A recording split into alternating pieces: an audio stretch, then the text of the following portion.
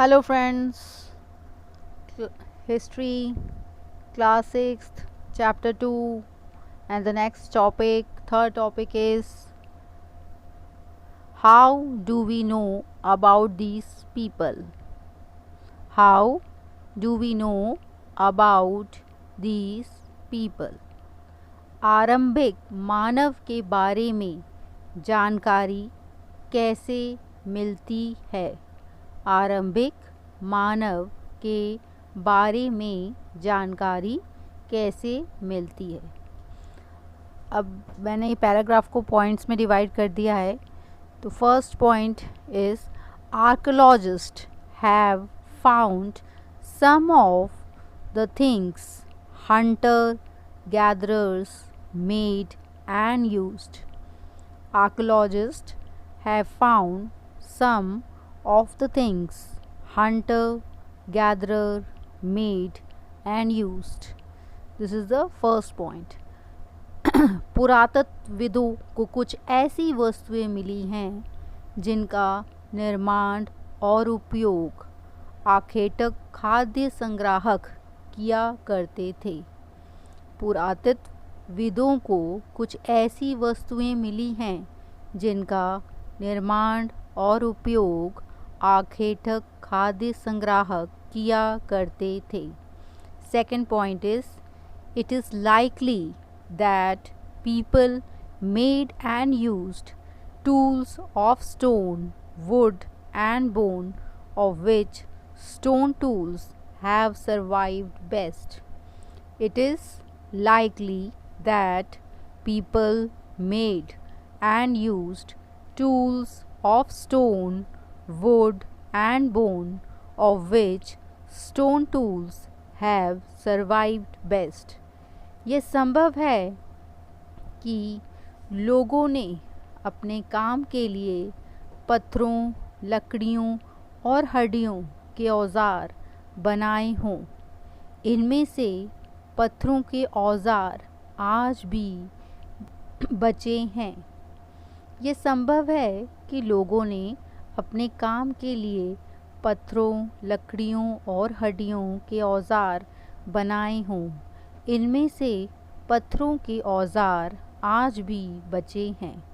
Third point is some of these stone tools were used to cut meat and bone, scrape bark from trees and hides.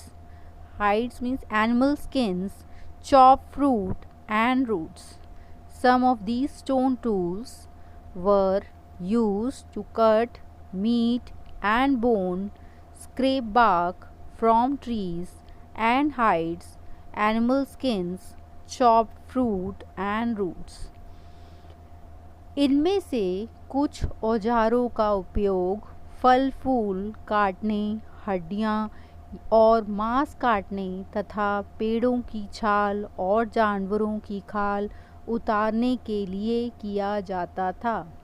इनमें से कुछ औजारों का उपयोग फल फूल काटने, हड्डियों और मांस काटने तथा पेड़ों की छाल और जानवरों की खाल उतारने के लिए किया जाता था.